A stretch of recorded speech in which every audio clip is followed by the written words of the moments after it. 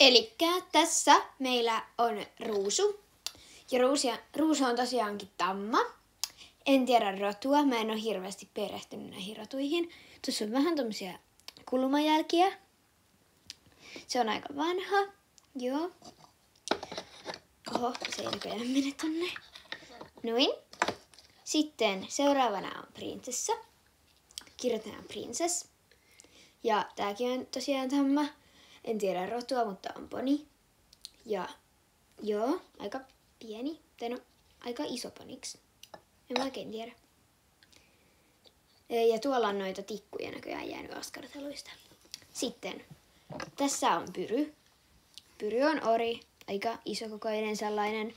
En tiedä vieläkään rotuja. Että jos joku tietää, niin no hyvä, mutta minä en tiedä. Noin, siinä on Pyry. Sitten siellä seuraavana on Tofu. Tosiaankin Tofukin on tamma. Mä en oikeasti tiedä yhtään näitä rotuja, mutta kiva letti tossa.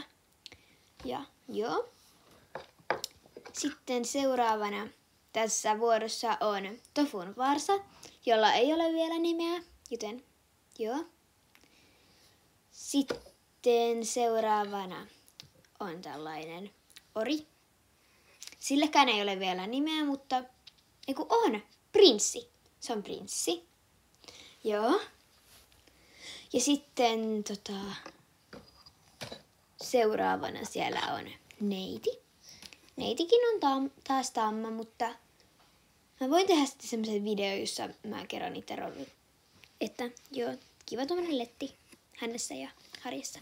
Sitten tossa on kenttä, joka on tosi pieni, mutta siellä on tommonen hevonen, joka on aika uusi, joten sillä ei ole vielä nimeä. Ja sitten siellä on Linda. Linda ratsastamassa tosiaankin. Ja sitten on Jenna, ratsastuksen opettaja. Että joo, siellä on Jenna. Ja laitetaanpa se tonne kentälle takaisin. Noin. Sitten siellä on tollainen vuorohevonen. Että nyt tiesin rodun. Ja silläkään ei taida olla nimeä.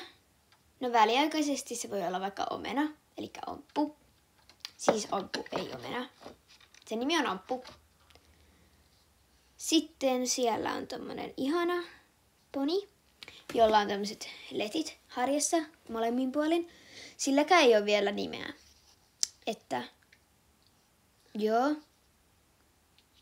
En tiedä vielä miksi, ei ole nimeä, mutta sitten tuolla on taas tämmöinen poni, jonka nimi on Pallo. Ja en tiedä senkään rotua.